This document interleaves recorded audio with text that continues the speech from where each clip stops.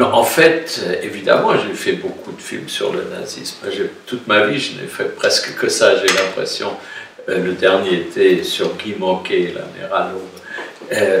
Et j'en avais assez, je ne voulais plus en faire. Et bien là-dessus, je reçois cette pièce de théâtre, je la lis, et je sais les comédiens impliqués, puisqu'ils étaient déjà sur le coup, comme on dit. Je me suis dit, ça c'est trop beau, on ne peut pas passer à côté. D'abord, c'est comment dire, un duel entre deux personnages, une partie de poker, et l'enjeu c'est la ville de Paris. On ne peut pas rêver plus grand que ça. Et donc je me suis dit, tu le fais, mais comme si ça se passait sous l'Empire romain, m'en fiche. Il ne faut pas jouer le nazisme, d'ailleurs dans tout le film il n'y a pas un drapeau avec swastika.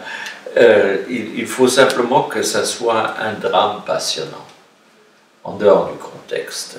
Vous avez participé à l'élaboration du scénario? Oui, c'est moi qui l'ai écrit, mais je l'ai toujours soumis à l'auteur, à Daniel Gély, pour avoir ses réactions, et ensuite aux comédiens, parce qu'ils connaissent la pièce encore mieux que moi. Ils ne la connaissent pas par une lecture, mais de l'intérieur, pour la voir jouer. Moi, je n'avais pas vu la pièce, c'est ça mon avantage.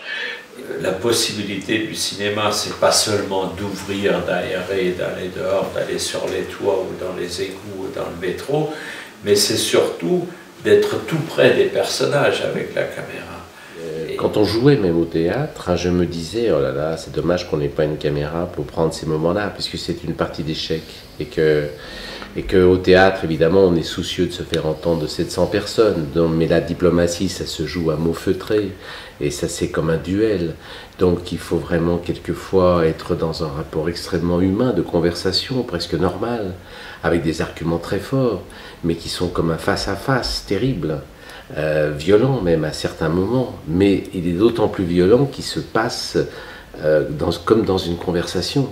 C'est ça la diplomatie aussi aujourd'hui, j'imagine, dans les conflits qu'on connaît, en Syrie, en Afghanistan, au Mali, partout ça doit se passer comme ça, et c'est beau que, enfin c'est beau, c'est impressionnant ou c'est effrayant, je ne sais pas, que le sort de deux nations, comme c'est le cas là en diplomatie, dépende de la rencontre de deux hommes. Le principal, c'est quand même les deux personnages, c'est leur face-à-face, comme l'un s'échappe, ne veut pas se laisser avoir, il est complètement bloqué dans une armure, personne ne doit venir trop près, et le consul, avec son fleuret, il faut qu'il trouve la faille parce que tant qu'il ne peut pas le saisir comme homme, il ne peut pas le convaincre, il ne peut pas convaincre le général. Il peut tout au plus convaincre l'être humain, peut-être même avec une conscience. Et donc, je dis peut-être même, au départ, il faut faire croire que cet homme-là n'a aucune conscience, il n'a aucun scrupule, rien. Plus haut sera la barre. Et ce que nous a donné le cinéma et le film, c'est, je trouve, ça s'adapte bien au sujet, quoi. Et on n'a plus à extérioriser les choses, enfin extérioriser tout en étant concentré, mais avec la voix en tout cas, on est dans l'intimité.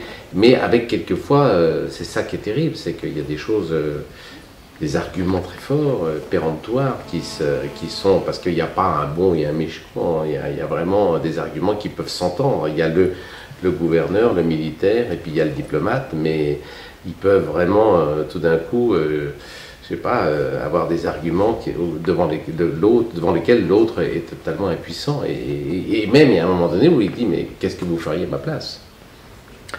Au théâtre aussi, je crois que l'attitude du spectateur est différente. On va au théâtre, on s'installe dans un fauteuil, le rideau s'ouvre, et on assiste maintenant au combat de deux monstres sacrés, disons, comme on dit. Hein? Et de temps en temps, on se donne des coudes, et on se dit, qu'est-ce qu'il joue bien, hein? Or, au cinéma, il ne faut surtout pas penser qu'il joue.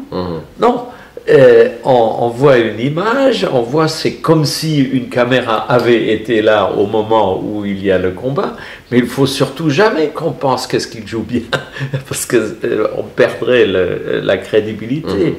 Et votre film Diplomatie a été sélectionné et diffusé au 64e Festival de Berlin il y a quelques jours. Comment ce film a-t-il été reçu? Il a été très bien reçu, ça c'est déjà bien.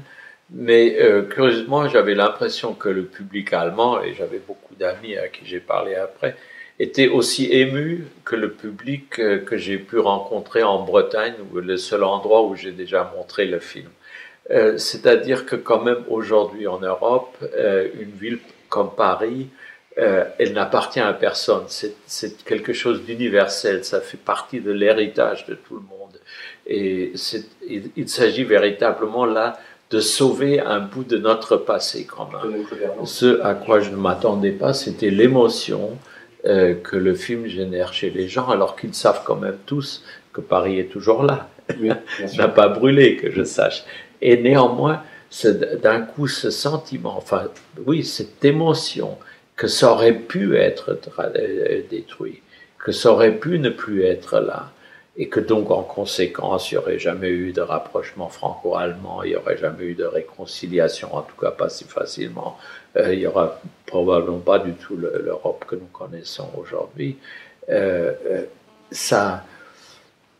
C'est une chose que le spectateur, d'un coup, sent viscéralement. Ça rentre dans les tripes.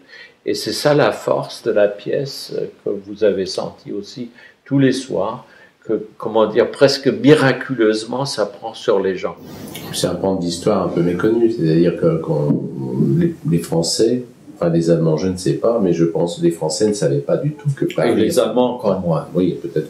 Personne ne connaissait cette histoire. Que Paris risquait d'être détruite et qu'il y avait un ordre d'Hitler qui exigeait que Paris soit détruit. Et la diplomatie a une actualité, puisque on voit comment un diplomate peut quand même influencer le déroulement de l'histoire. Et aujourd'hui, en Syrie, en Afghanistan et ailleurs, on voit mal comment on peut résoudre ces conflits militairement.